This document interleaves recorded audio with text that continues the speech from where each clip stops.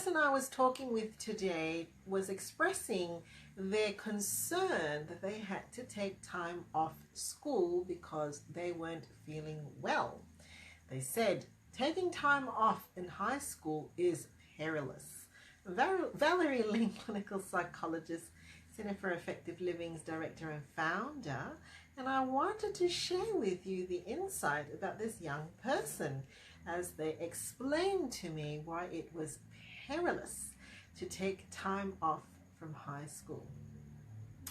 They said, "Did you know that things will just keep going? Nobody's going to stop just because I'm sick. Did you know that all the assignments and all the questions and information I'm missing out on today is very, very important, and there is no way that I can catch up?" And finally, did you know that a half-mark difference in an assignment could really make the difference as to whether or not you were considered to be doing well or failing? Wow, I did not know that high school had become quite that perilous. But I think it raised an interesting observation that perfectionism, the fear of failing, has really amped up somehow for young people and high school students.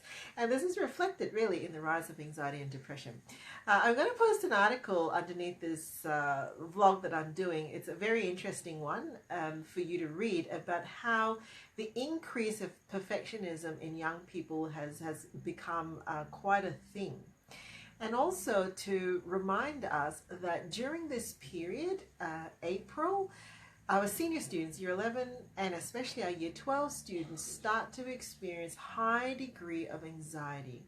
They've had all of term 1 to kind of just get around what timetables, subjects that they need, and the assignments and the assessments start to pile up now, and the anxiety and the perfectionism and the social comparison and the belief that the machine is just going to roll on with or without them, and if they're not on top of things, they are doomed because they will not get that perfect job. They will not get into that perfect degree. They will not get into the perfect job.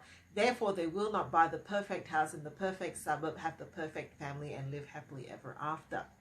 So just be aware that if you are starting to find that the young person in your home is starting to express such significant and catastrophic thoughts linked to their anxiety, don't feel helpless.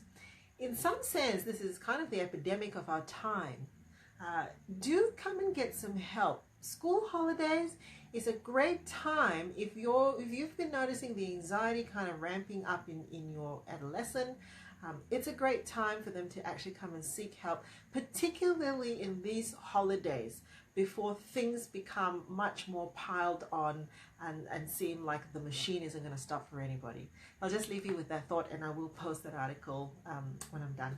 Catch you later.